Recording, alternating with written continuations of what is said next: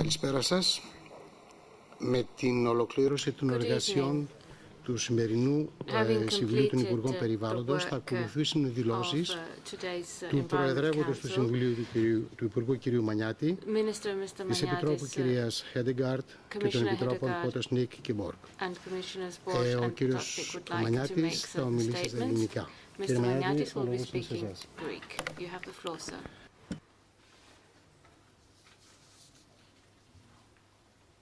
Σήμερα κάναμε ένα καλό ξεκίνημα ως ελληνική προεδρία στο Συμβούλιο Περιβάλλοντος. Δύο ήταν τα βασικά θέματα της δημόσιας διαβούλευσης μας.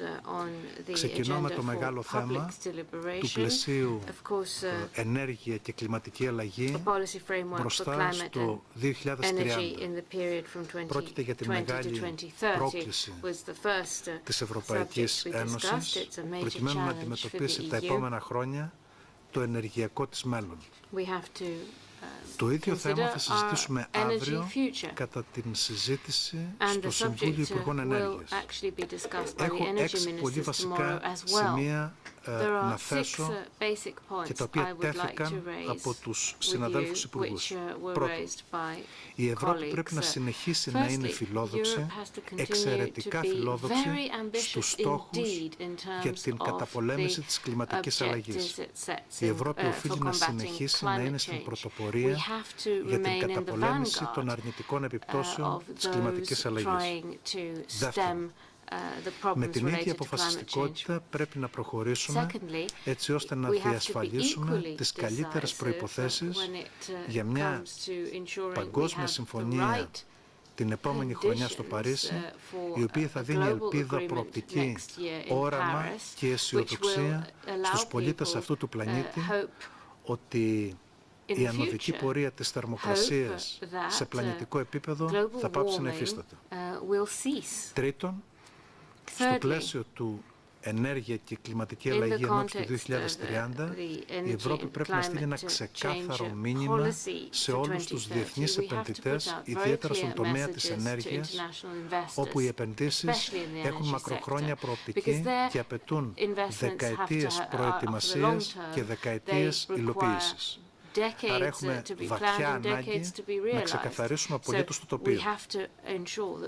Τέταρτο σημείο, όλες οι πολιτικές μας για την μείωση των εκπομπών αερίων του θερμοκηπίου, για την μεγαλύτερη δυνατή εισαγωγή των ανανεώσιμων πηγών ενέργειας στο ενεργειακό ισοζύγιο της Ένωσης και των κρατών μελών, αλλά και για την ενίσχυση των πρωτοβουλειών για εξοικονόμηση ενέργειας και ενεργειακή αποδοτικότητα έχουν και πρέπει να έχουν ένα στόχο, την μείωση των εκπομπών και τη βελτίωση ταυτόχρονα της ενεργειακής ασφάλειας της Ευρώπης με την μείωση της ενεργειακής της εξάρτησης από εξωτερικές πηγές.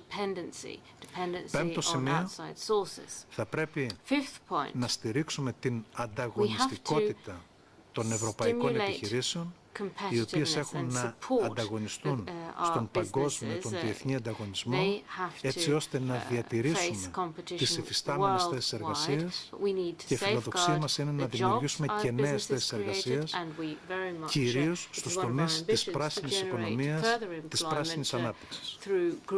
Και τέλος, μέσα από συγκεκριμένες πολιτικές που θα ασκήσουμε στο πλαίσιο των ενεργειακών μας δράσεων, θα πρέπει ασφαλώς να στηρίξουμε τα ευάλωτα νοικοκυριά, να φροντίσουμε έτσι ώστε τα νοικοκυριά της Ευρώπης να έχουν χαμηλές τιμές ενέργειας.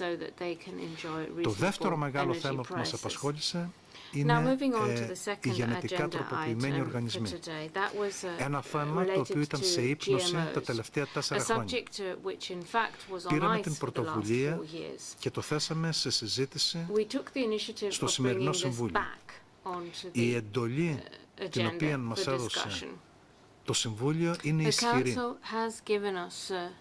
Ο φάκελος ξαναανοίγει. Θα δώσουμε την δυνατότητα στα κράτη-μέλη να μπορούν να αρνηθούν τις καλλιέργειες γενετικά τροποποιημένων οργανισμών υπό προϋποθέσεις ασφαλώς, όμως σε κάθε περίπτωση Η μεγάλη πλειοψηφία των Ευρωπαίων πολιτών που είναι αντίθετη στην εκμετάλλευση γενετικά τροποποιημένων οργανισμών βρίσκει πια με βάση τη σημερινή απόφαση έναν πολύ ισχυρό σύμμαχο. Είμαστε αισιόδοξοι ότι με τη βοήθεια και της Επιτροπής αλλά και όλων των μελών του Συμβουλίου θα καταφέρουμε στη διάρκεια της ελληνικής προεδρίας να φτάσουμε σε μια συγκεκριμένη πολιτική συμφωνία, έτσι ώστε επιτέλους τα κράτη-μέλη να έχουν την δυνατότητα να απαγορεύσουν την καλλιέργεια των γενετικά τροποποιημένων οργανισμών. Ευχαριστώ.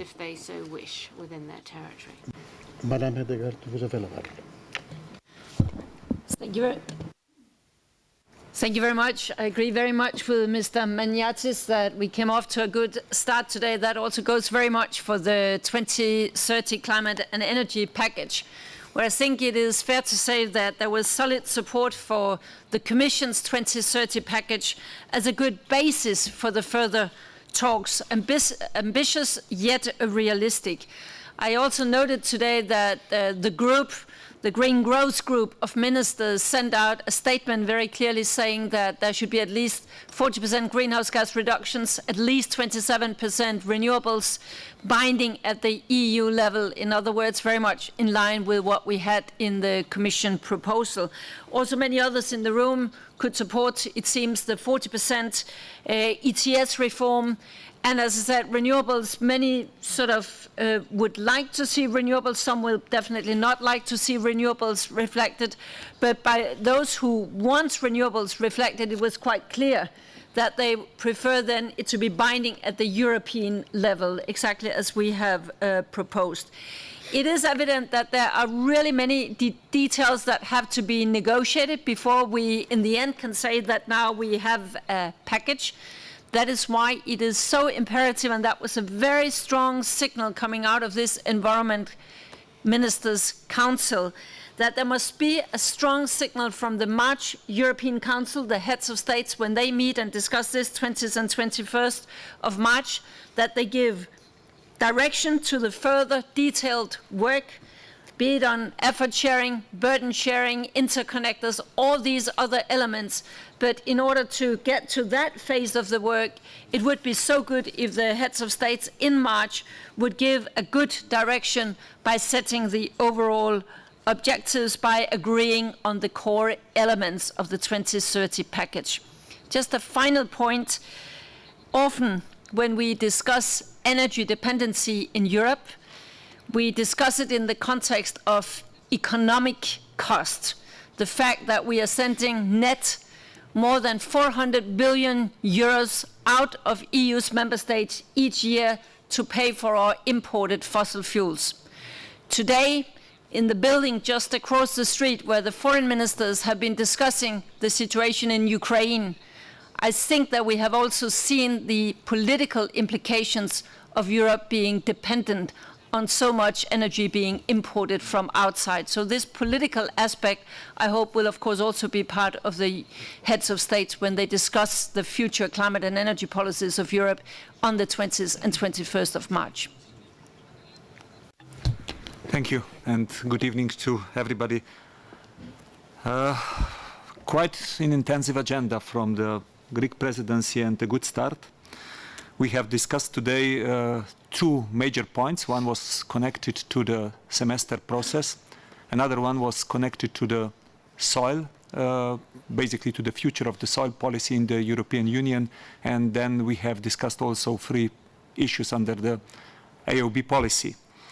Concerning the semester, since the European semester process began, and you would probably know that this is economic governance of Europe, the positive contribution of the environmental policies make the economy has become better understood and also better underpinned by the data.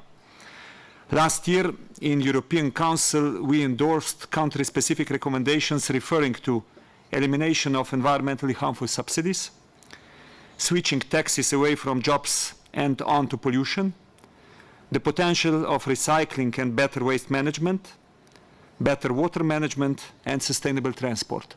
So we have discussed today with the ministers the way on, how to continue, how to strengthen our role to contribute to this economic governance and how to make basically better understood that greening of our growth and jobs is basically an inevitable thing on which we are jointly committed also in the Environmental Council, because through the resource efficiency, through the circular economy, we can hit two targets at the same time. We can at the same time improve the handling of environment and on the other hand contribute also to our economic activity.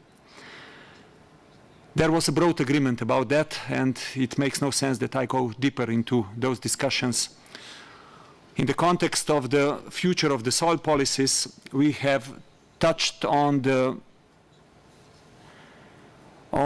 future of the two things which we currently discuss. On one hand, we have Soil Framework Directive, which is locked in the Council for more than 7 years. And on the other hand, we have 7th Environmental Action Programme, where we have a strong commitment of all the ministers that we want to jointly work on the better soil and better future when it comes to the protection of the soil. So what I wanted to hear today from the ministers is how do they consider the current situation and how do they consider that it should be the new fresh start which should follow after the 7th Environmental Action Programme jointly working on the soil. We have in our refit exercise basically said that from the Commission side we are committed to the soil policy, but at the same moment that we are considering also withdrawing the Soil Framework Directive because we see no sense that we keep it, because something which we would keep for the next 5 years is certainly not helping the protection of the soil. Finally, we have addressed 3 other issues. One was the Commission proposal on Clean Air Programme for Europe. Another one was communication on the European Union approach against wildlife trafficking. And the last one was recommendation and communication on the exploration and production of shale gas. All 3 topics are important, but I think it makes no sense that I go into details. Thank you. Commissioner Borg, you have the floor. Yes, as Minister Maniatis said, the cultivation proposal, which had been blocked in Council for a number of years, at least 3.5, today has been unlocked. I think this was the decision taken following an intervention by the Greek Presidency to provide us with a compromise proposal based on the Commission proposal, which met with the approval of practically all Member States, so that the blocking minority is no longer blocking anymore, which does not mean that we have approved the cultivation proposal, but certainly unlocked it, and we can proceed now to the technical meetings at working group level and COREPER to have a common position by the Council before the European elections. I think this is possible, so that when the new Parliament reconvenes, then we can start the trialogue process for approval of this directive, which will allow Member States to oppose cultivation of GMOs on their territory on grounds other than health and environment. So the process will be as follows. If the Commission, based on an EFSA opinion, says no to the cultivation of GMO, it will be a no for everyone. If it says yes, it won't be a yes for everyone, provided the Member State proves that there are grounds other than health and environment. It could be urban planning, country and town planning, or socio-economic impact, whereby it does not want to cultivate GMOs on its territory. This does not mean that there is a distortion of the market or an obstacle to freedom of movement of goods. That freedom of movement of goods will remain, but Member States will be given this option to opt out of any cultivation authorization of GMO.